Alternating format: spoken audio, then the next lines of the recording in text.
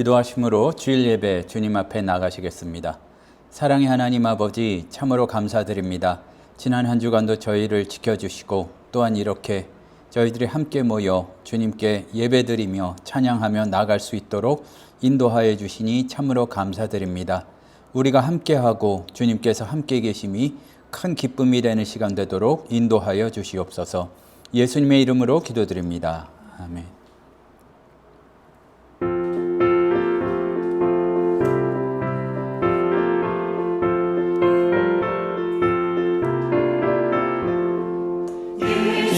예수님은 누구신가?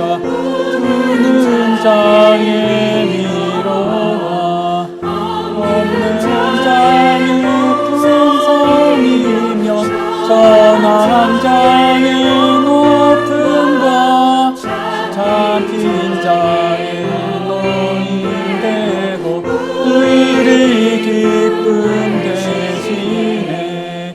예수님은 누구신가?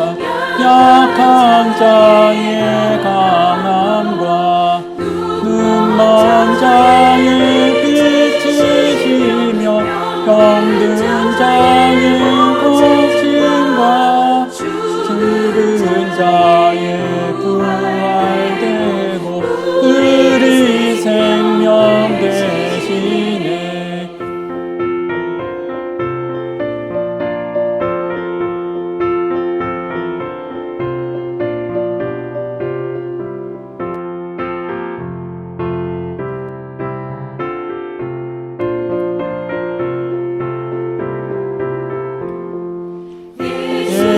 예수님은 누구신가? 주한 자의 정함과 죽을 자의 생명이며 죄인들의 중보와 영광 자의 구원되고 우리 평화 되시네.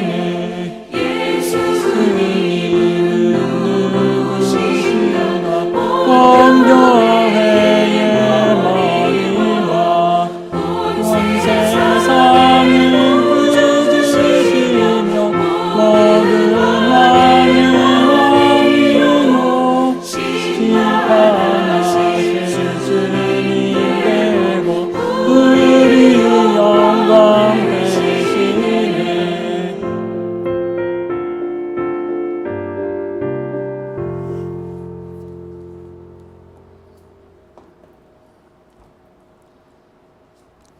사도신경으로 신앙 고백하시겠습니다. 전능하사 천지를 만드신 하나님 아버지를 내가 믿사오며 그 외아들 우리 주 예수 그리스도를 믿사오니 이는 성령으로 잉태하사 동정녀 마리아에게 나시고 본디오 빌라도에게 고난을 받으사 십자가에 못 박혀 죽으시고 장사한 지 사흘 만에 죽은 자 가운데서 다시 살아나시며 하늘에 오르사 전능하신 하나님 우편에 앉아 계시다가 저리로서 산자와 죽은 자를 심판하러 오시리라.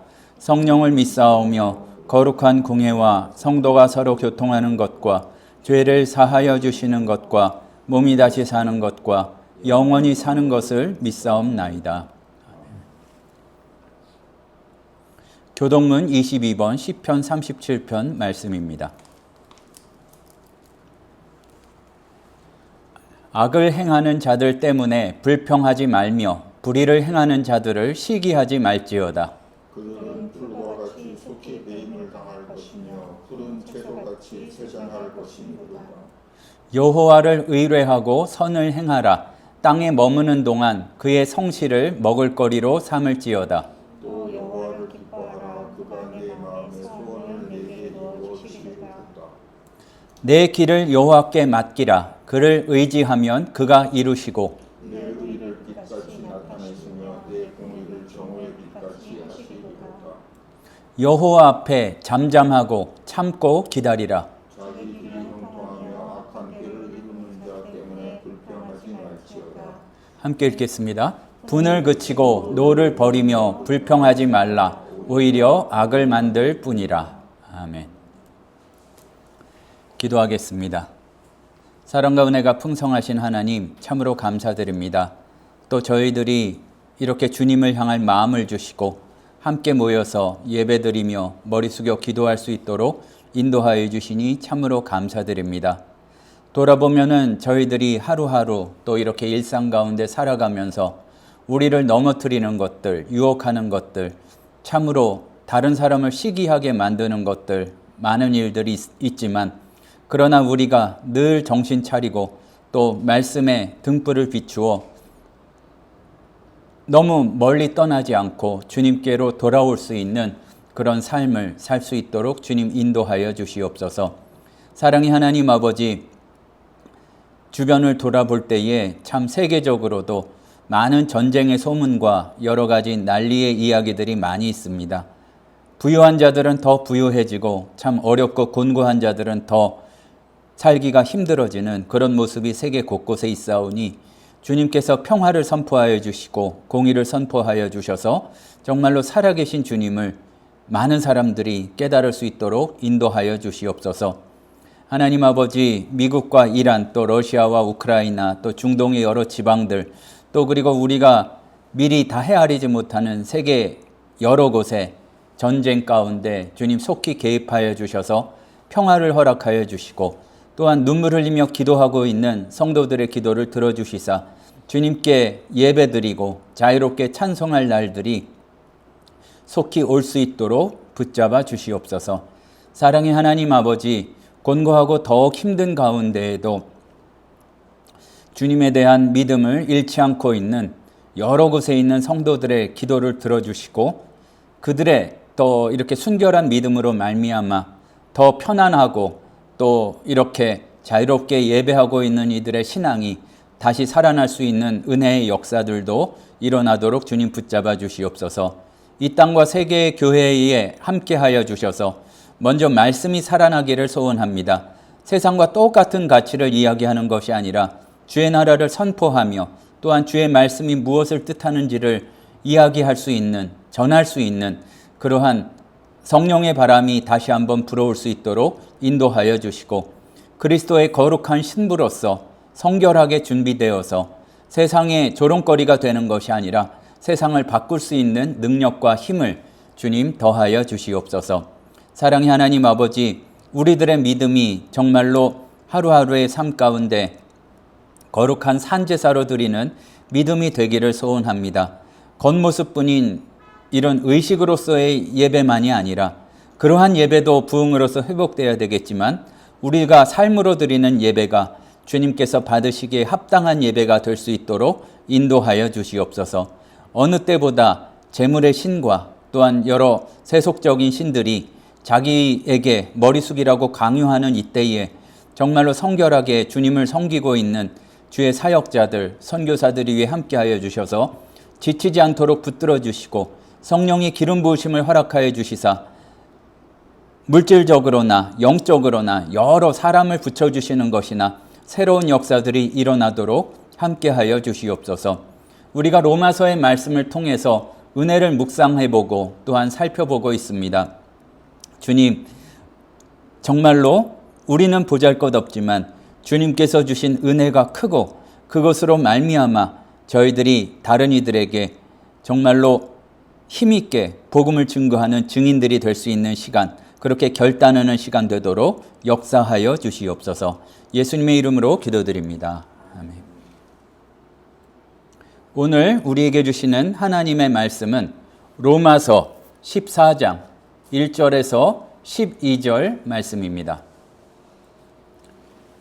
로마서 14장 1절에서 12절 말씀 제가 봉독하겠습니다. 믿음이 연약한 자를 너희가 받되 그의 의견을 비판하지 말라. 어떤 사람은 모든 것을 먹을 만한 믿음이 있고 믿음이 연약한 자는 채소만 먹느니라. 먹는 자는 먹지 않는 자를 업신여기지 말고 먹지 않는 자는 먹는 자를 비판하지 말라. 이는 하나님이 그를 받으셨습니다. 남의 하인을 비판하는 너는 누구냐? 그가 서 있는 것이나 넘어지는 것이 자기 주인에게 있음에 그가 세움을 세우시는 권능이 주께 있음이라. 어떤 사람은 이 날을 저날보다 낮게 여기고 어떤 사람은 모든 날을 같게 여기나 각각 자기 마음으로 확정할지니라. 나를 중히 여기는 자도 주를 위하여 중히 여기고 먹는 자도 주를 위하여 먹으니 이는 하나님께 감사함이요 먹지 않는 자도 주를 위하여 먹지 아니하며 하나님께 감사하느니라. 우리 중에 누구든지 자기를 위하여 사는 자가 없고 자기를 위하여 죽는 자도 없도다. 우리가 살아도 주를 위하여 살고 죽어도 주를 위하여 죽나니 그러므로 사나 죽으나 우리가 주의 것이로다. 이를 위하여 그리스도께서 죽었다가 다시 살아나셨으니 곧 죽은 자와 산 자의 주가 되려 하심이라. 네가 어찌하여 내 형제를 비판하느냐? 어찌하여 내 형제를 업신여기느냐? 우리가 다 하나님의 심판대 앞에 서리라. 기록되었으되 주께서 이르시되 내가 살았노니 모든 무릎이 내게 꿇을 것이요 모든 혀가 하나님께 자백하리라 하였느니라. 이러므로 우리 각 사람이 자기 일을 하나님께 짓고 하리라. 우리가 신앙적인 차원에서 볼 때에 참 재밌으면서 우리가 경계해야 될 부분이 있습니다. 뭐냐 하면은 옳은 것을 깨달았을 때 그리고 참 좋은 말씀을 들었을 때에 완전히 변하지 않으면 좀 부작용이 있는 것 같습니다. 능력의 말씀을 들으면 내가 변하고 그대로 살면 문제가 없는데 꼭 거기서 뭐가 나오냐 하면은 능력이 없는 말씀을 듣거나 전하는 사람에 대한 비판이 나오는 경우가 많이 있습니다. 뭐냐면은 이런 거죠. 그러니까 대단한 말씀을 듣고 나서 내가 정말로 거기서 회개하고 정말로 성도답게 이렇게 바뀌면 상관이 없는데 대단한 말씀을 듣는 나 자체가 대단하다고 생각해서 다른 사람에 대해서 이렇게 판단하게 되는 경우가 적지 않다는 겁니다. 그런데 갈수록 그게 이 발전된 기술하고 합쳐져서 참 묘하게 더 심각해진 건 뭐냐 하면은 자기네 교회도 아니고 자기네 목사님도 아니고 보면 유튜브 채널 중에서 무슨 말씀 한번 은혜롭게 받았으면 목사님들한테도 막 이 말씀 좀 들어보라고 전달해주고 또 그거를 안 들은 사람은 굉장히 자기보다 낮은 사람인 걸로 착각하는 이상한 작용이 생기는 경우가 많이 있습니다. 좋은 말씀이겠죠. 그리고 옳게 깨달은 것이겠죠. 하지만 거기에서 나오는 그 다음의 반응이 무엇인지가 더 중요하다는 것을 우리는 알아야 할 것입니다. 옳은 것은 좋은 것이지만 옳게 판단하고 분별하고 또 그렇게 살아내는 것이 거기에서 그친다면 성숙한 태도라고 하기가 어려운 경우가 많이 있습니다. 그러니까 옳음이 자라날수록 정말로 더 옳게 됐을수록 우리가 그 다음에 성숙해지지 않으면 오히려 관계가 깨어지는 경우도 적지 않습니다. 뭔가 풍성하게 하나님의 나라, 천국을 이루어야 될 텐데 자칫 잘못하면 바르게 깨달았고 그것이 더 날카로워졌기 때문에 서로에게 상처를 주는 경우도 참 드물지 않게 보게 됩니다. 분명히 맞는 말을 했는데 관계는 더 빈약해지고 야위어 가고 정확하게 지적했고 논리적으로 설명을 했는데 사람들이 서로 등을 돌리게 되는 경우도 있어서 우리는 굉장히 당황하게 됩니다. 오늘 본문이 다루는 것이 바로 이 자리입니다. 그리고 조금 모양은 다르지만 현대교회, 우리의 교회들에서도 교회 안에서도 그렇게 드물지 않게 볼 수 있는 겁니다. 뭐냐 하면은 한쪽은 무엇이든 먹어도 괜찮다고 믿는 사람이고 또 다른 한쪽은 그거는 잘못된 거니까 먹으면 안 되고 채소만 먹어야 된다 그 얘기입니다. 이거는 현대의 어떤 채식주의자들의 이유 때문이 아니라 당시의 고기는 우상한테 드리지 않는 고기는 살 수가 없었기 때문에 어떻게 그거를 먹을 수 있느냐 해서 나오는 이야기입니다. 그런데 문제는 똑똑히 보아야 할 것이 있는데 정말로 예수님을 따르고자 하고 또 그렇게 하나님을 따르는 하나님의 자녀된 백성으로서 살아가는 것이 우리가 동일하다고 한다면 조금 더 여유 있게 생각을 해야 된다는 얘기죠. 양쪽 다 자기가 옳고 또 그것이 틀린 것은 아니지만 분명히 그 옳음으로 내가 심판자가 되기 때문에 형제를 잃고 있다면 우리가 돌아보아야 할 부분이 있는데, 바울이 들여다보는 것이 바로 이 자리입니다. 옳음이 문제가 아니라 그 옳음이 다른 사람을 살리고 우리가 하나 되는 쪽으로 흘러가지 못하고 형제를 깎아내리고 잘라내버리고 상처 주는 칼이 될 때에 문제가 있다는 얘기입니다. 그래서 첫 마디부터 우리가 보통 이렇게 예상하는 것과 다른 이야기가 나오는데, 믿음이 연약한 자를 받되 그의 의견을 비판하지 말라. 판단하고 지적질하고 그러지 말라는 얘기입니다. 누가 옳고 그른지를 먼저 가리지 않고 입장이 누가 더 신앙적인지 이야기하지 않고 일단 중요한 것은 받고 우리가 함께 세워지는 쪽으로 가야 된다는 것이 지금 계속 반복되는 이야기입니다.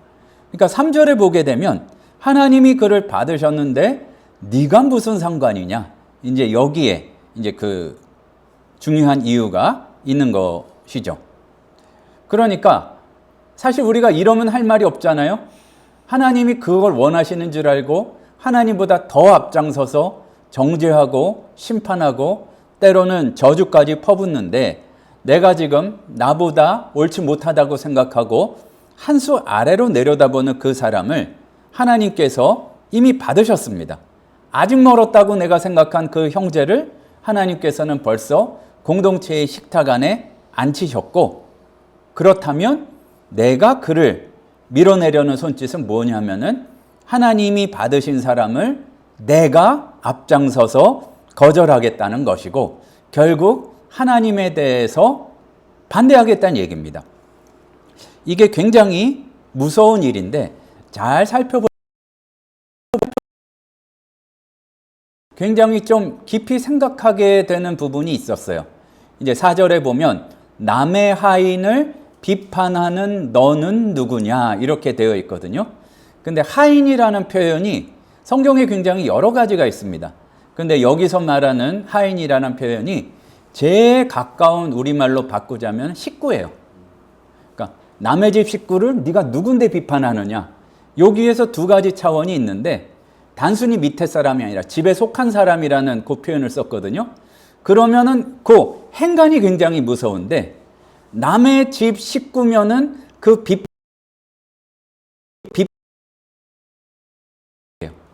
그러니까 옳아서 하나님의 백성이 되는 게 아니라 하나님의 백성을 사랑하고 함께 세워지고 그거를 지향해야 하나님의 집 식구인데, 내가 잘난 척하고 하나님이 되어서 판단하는 순간 그거는 너는 남이 된다는 얘기예요. 이것도 무서워요. 뭐냐면은 남이라는 게 남도 여러 가지가 있어요. 남을 지칭하는 표현이. 근데 여기서 남을 나타내는 표현이 어떤 남이냐 하면은 구약에서, 그러니까 설명하자면 복잡한 얘기를 많이 해야 되는데 이방 계집할 때 표현한 이방 있잖아요. 그리고 이스라엘과 반대되는 블레셋 사람을 지칭할 때 하는 그런 이방을 나타내는 단어를 정확하게 썼어요. 그러니까 우리가 잘 알지만 이 로마서를 쓰시는 바울이 보통 분이 아니잖아요. 공부 좀 한 분이거든요.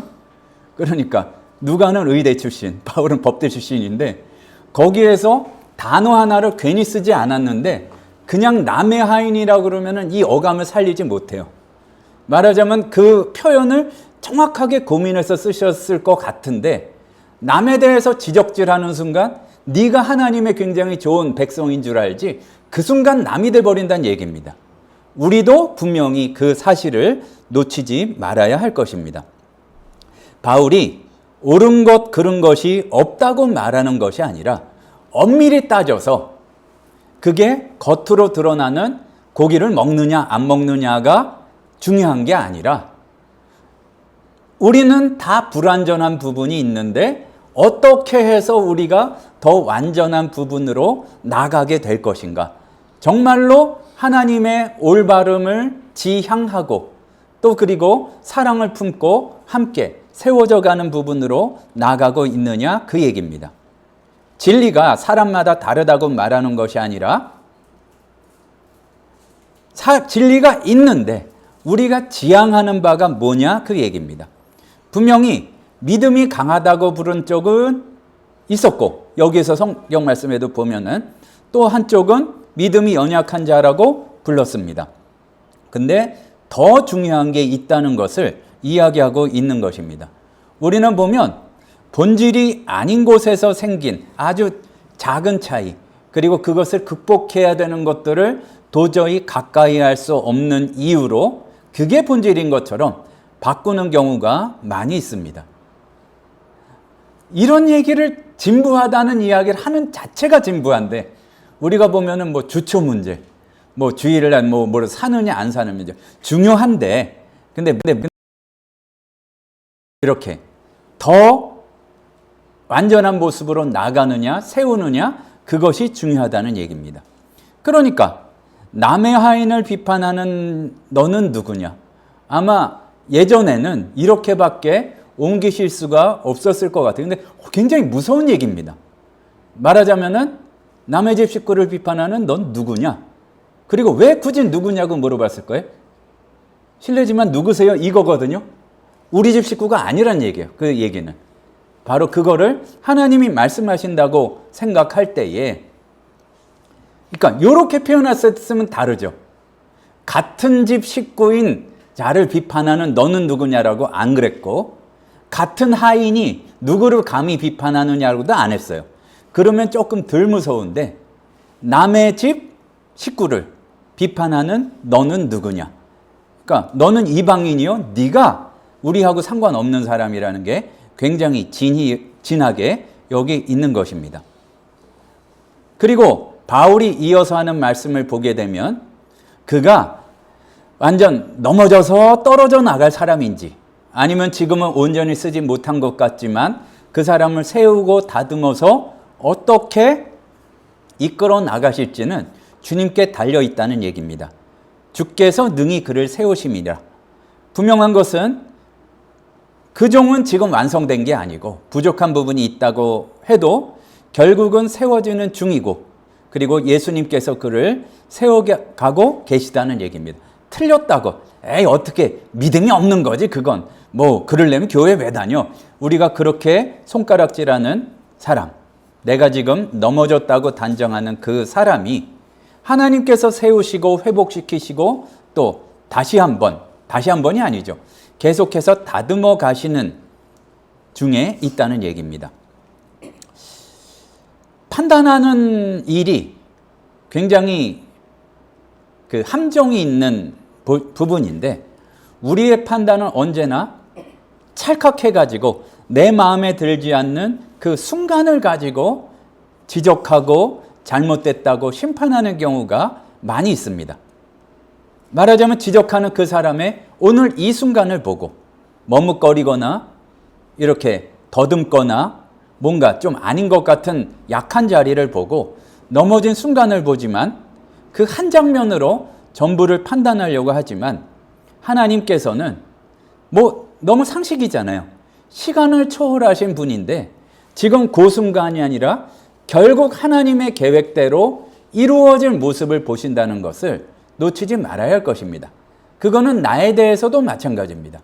넘어지고 실패하고 또 이렇게 뭔가 뜻대로 되지 않는 그 모습이 아니라 결국 이루실 모습을 바라보는 것이 우리의 믿음입니다.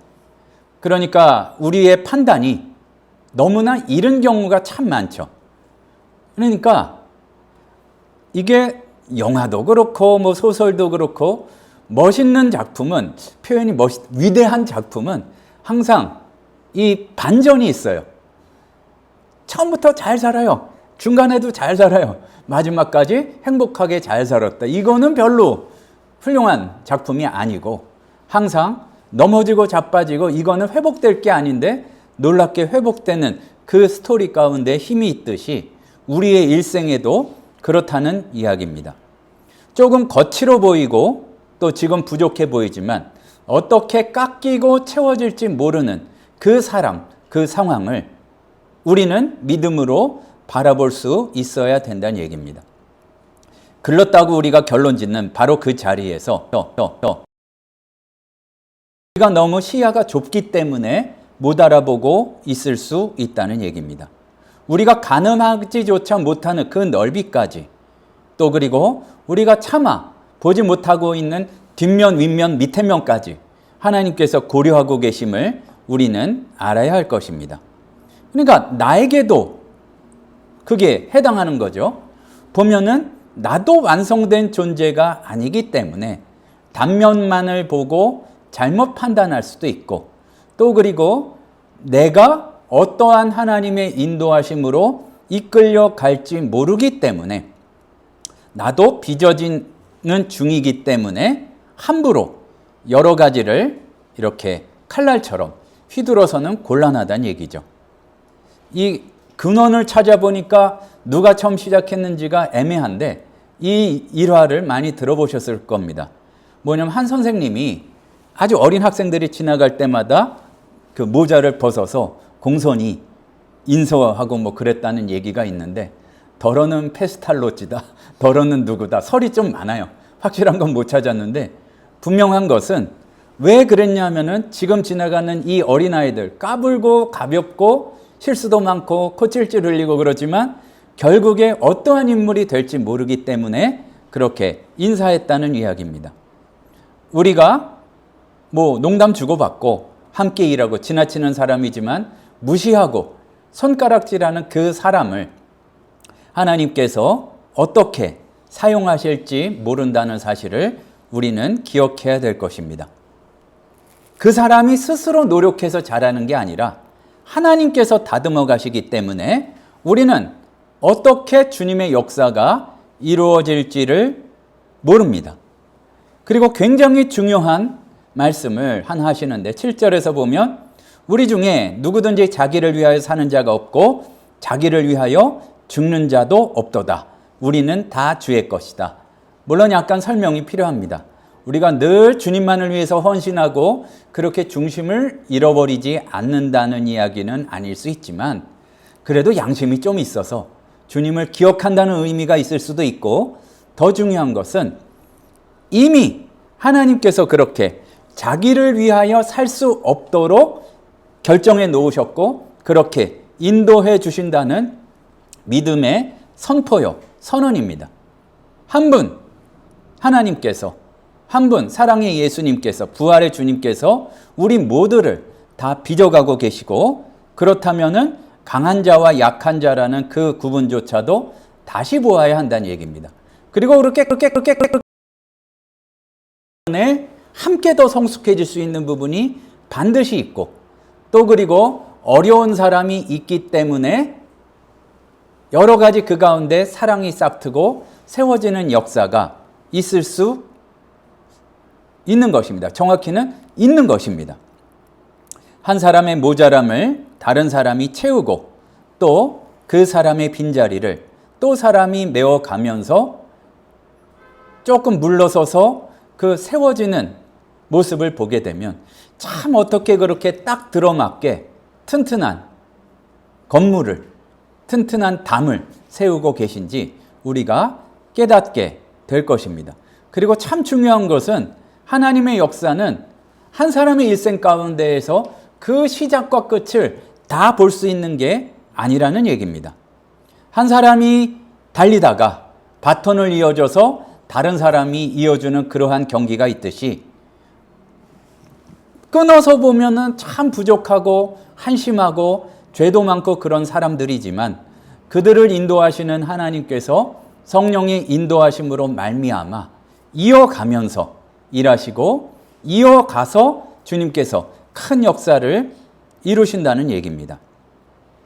10절에서 우리는 다시 한번 스스로에게 이 말씀을 비춰보아야 할 것입니다. 네가 어찌하여 네 형제를 비판하느냐? 어찌하여 네 형제를 업신여기느냐? 두 부류의 사람이 한 문장 가운데 있는데 항상 우리는 기준이 나예요. 내 기준보다 못하면 한심하고, 그러니까 신앙적으로도 이렇죠. 나보다 자유로우면 자유주의요. 나보다 보수적이면 근본주의요. 이렇게 사람이나 학교에 대해 이렇게 이야기하는 경우가 많이 있습니다. 나는 아주 깨어있고 나는 아주 믿음 지키는 훌륭한 사람이고 다른 사람은 그렇지 않게 생각하는 경우가 많이 있습니다. 오늘 말씀의 표현처럼 심판하시는 분은 하나님이시고 요거를 너무 강하게 꼭 볼 필요만은 없습니다. 뭐냐면은 판단의 기준은 하나님께 있다 이겁니다. 죄 후의 심판, 그게 틀린 것은 아니지만 벌 주시는 분이 하나님이시라는 것보다 기준이 하나님께 있기 때문에 좀 못마땅하더라도 하나님께 넘겨드리라 이 얘기입니다. 보면은 12절 말씀에 우리 각 사람이 자기 일을 하나님께 짓고 하리라. 그러니까 일단 뭐 여러 가지 여기에 대해서 말씀을 나눌 수가 있겠지만 자기 문제는 하나님께 자기가 알아서 얘기할 것이지 네가 이러쿵저러쿵 하지 마라. 그리고 좀 무섭게 얘기한다면 그 사람의 문제는 하나님께서 알아서 이렇게 직접 판단하실 거니까 네가 굳이 심판에 앞장서지 않아도 판단에 앞장서지 않아도 된다는 얘기입니다.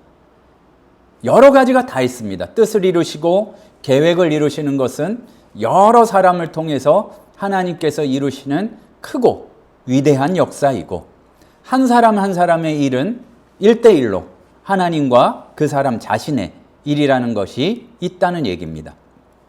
자꾸 끼어들려고 그러지 말고 나한테 심판하라고 책임 넘겨주신 적 없으니까 내게 아닌 걸 가지고 굳이 정확하게 하려고 애쓰지 말라는 얘기입니다. 그러니까 판단의 자리에서 내려와서 오히려 조금 더 멀리 볼 수 있고 또 이렇게 우리가 더 큰 것을 볼 수 있다면 우리의 많은 태도와 자세가 달라질 것입니다.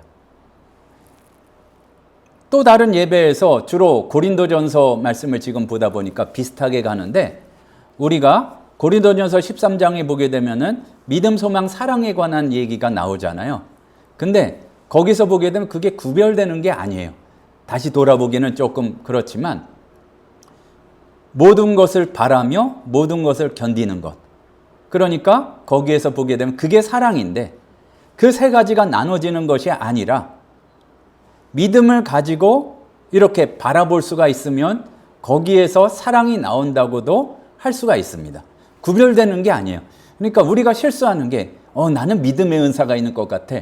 근데 그 성령의 9가지 열매가 사실은 그 열매가 오늘 너무 문법적이다. 열매가 단수예요.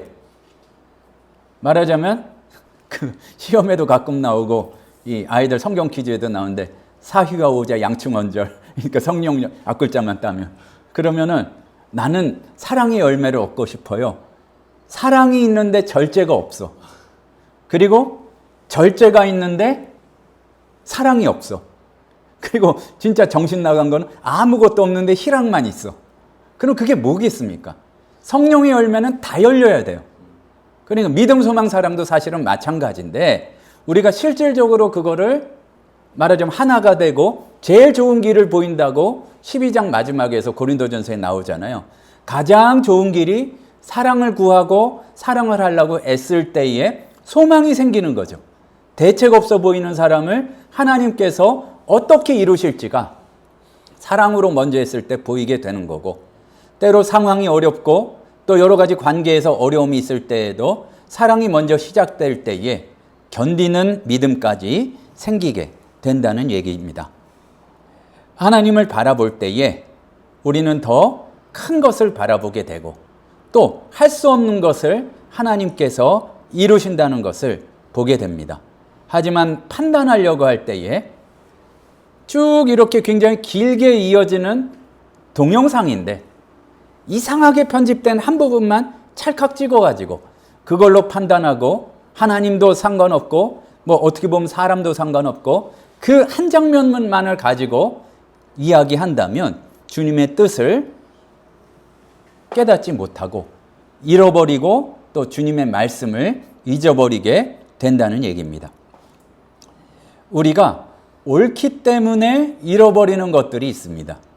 우리가 참 좋은 말씀을 읽었든지 보든지 뭐 유튜브에서 봤든지 교회에서 들었든지 옳은 말씀을 들은 이유는 그것보다 덜 옳은 말씀을 들은 사람들을 정죄하라고 하나님께서 그것을 주셨겠습니까? 그대로 살고 때로는 그거를 소화시켜서 전하고, 그래서 결국은 어떤 지교회도 아니고 하나님의 계획대로 그리스도의 몸된 교회가 세워지는 대로 우리를 부르셨을 텐데, 그야말로 호가호의도 아니고 심하게 얘기하면은 내가 하나님 되고 내가 심판주가 되는 데에 앞장설 때가 너무나 많이 있습니다. 오늘 우리가 나온 표현을 기억해야 될 것입니다. 아니, 하다못해 사회생활 잘하는 게 높으신 분이 결정했으면 그냥 따라가는 건데 하나님이 받으셨다는데 우리가 왜 나서요? 심하게 얘기하자면 그거는, 그러니까 오늘 표현에 그렇게 돼 있잖아요. 우리가 하나님과 다른 의견을 얘기하고 하나님이 괜찮다는데 정죄하는 순간 바로 그게 이방인이란 증거란 얘기예요. 하나님이 바쁘셔서 미처 판결 내리지 못한 그 엄중한 판결을 내가 내렸기 때문에 잘하였도다, 착하고 충성되고 정확하고 뭐 그런 종아, 이렇게 하실 게 아니라, 그렇게 하는 순간, 그러니까 남의 집 식구를 그렇게 얘기하는 누구세요? 당신은? 이렇게 말씀하시는 것이 우리에게 하시는 이야기란 얘기입니다. 기억합시다. 상대방도 완전하지 않고 나도 완전하지 않고, 나도 부분이고 상대방도 일부분이고, 다 빚어지는 중이고 다 한 분 대신 우리 하나님의 손안에 있는 자들임을 기억해야 할 것입니다. 오름이 있죠. 그것을 늘 점검해 보면서, 그러나 거기에 정죄와 심판의 칼날을 집어넣지 말고 사랑을 집어넣어서 우리가 함께 성숙하도록 기도하고 또 이렇게 다듬어주고 사랑을 실천할 수 있는 우리가 되기를 소원합니다. 한 사람의 부족한 사람을 다른 사람이 잊고, 또 그리고 우리가 이거를 정말로 기억해야 되는데, 내가 다 못해요. 그것이 무엇이든지. 다음 세대가 있고 또 그 다음 세대가 이어서 하나님의 뜻을 이루어가고 있음을 우리는 기억해야 할 것입니다. 우리를 한 집으로 지어가시는 하나님의 은혜를 바라보며 조금 더 성숙한 삶을 살아가고 나만 옳다는 것에서 좀 벗어날 수 있는 우리 모두가 되기를 간절히 소원합니다. 기도하시겠습니다. 사랑의 하나님 아버지, 만왕의 왕 되시고 만주의 주가 되신 주님이 계신 데에도 내가 앞장서서 정죄하고 심판하려고 하는 경우가 참으로 많음을 주님께 고백드립니다. 주님, 주님께서 계심을 잊지 않고 우리가 갚아주고 싶고 또 정죄하고 싶고 또 내가 옳다고 이야기하고 싶은 것들 1대1로 주님께 아뢰고 넘겨드릴 수 있는 그런 여유를 저희들에게 허락하여 주시고, 그런 억울하고 갚는 문제만이 아니라 우리에게 사랑의 마음을 주셔서 믿음과 소망까지 함께 누릴 수 있는 저희들 되도록 인도하여 주시옵소서. 예수님의 이름으로 기도드립니다.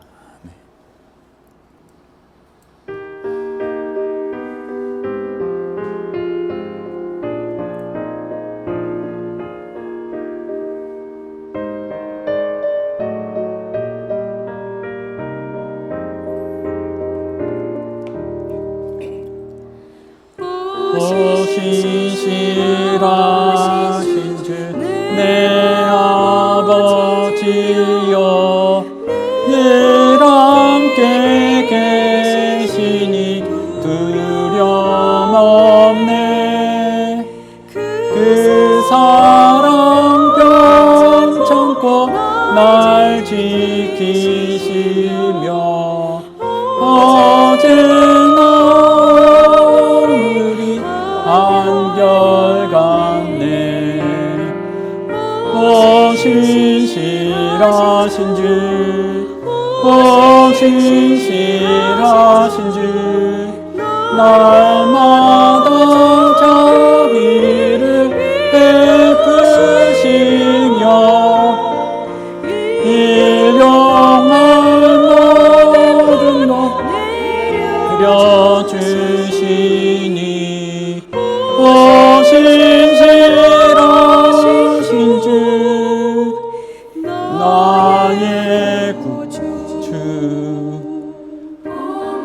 철과 또 여름 가을과 겨울 해와 달 별들도 다 주의 것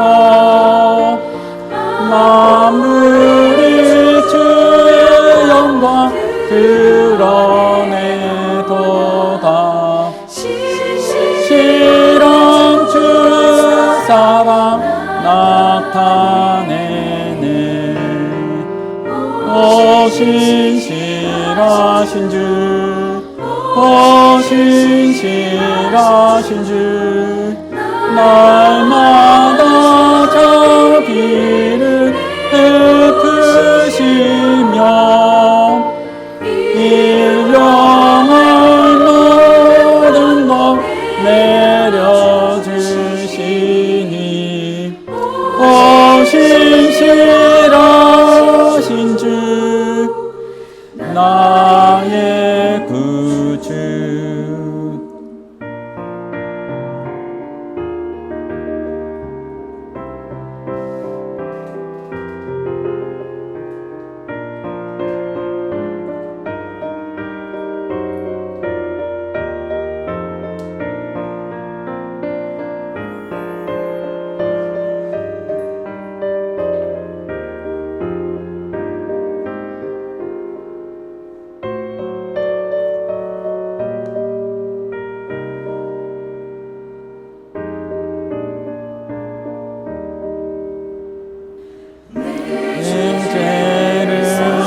사하여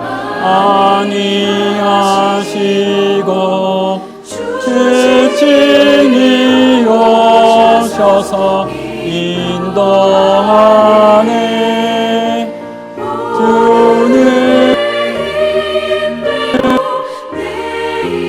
일의 소망 주만이 만복을 내리시네 오 신실하신 주 오 신실하신 주 날마다 자비를 베푸시며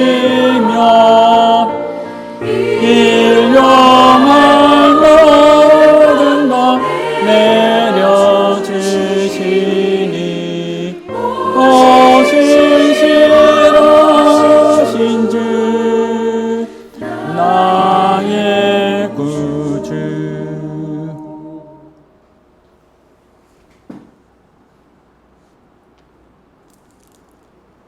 사랑의 하나님 아버지 우리가 정말로 하나님 나라 백성 주님의 자녀된 자들로 주의 식구된 자들로 사랑하며 또한 섬기며 또 무엇보다 가장 중요한 옳고 그름은 주님께 넘겨드릴 수 있는 자들 되도록 인도하여 주시고 고소하고 정죄하고 참소하는 것에 앞장서는 그런 자들 되지 않도록 인도하여 주시옵소서. 먼저 사랑하고 소망을 품고 또 그렇게 어려움과 도전이 있어도 믿음으로 살아갈 수 있는 저희들 되도록 인도하여 주시옵소서. 지금은 우리 주 예수 그리스도의 은혜와 하나님 아버지의 그 크신 사랑하심과 성령님의 충만히 인도하시는 은혜의 역사가 사랑을 누리며 소망을 품으며 주님 안에서 주님의 식구로 백성으로 살아가기를 소원하는 하늘샘 성도들 머리 위에 이제부터 영원토록 함께 있을지어다. 아멘.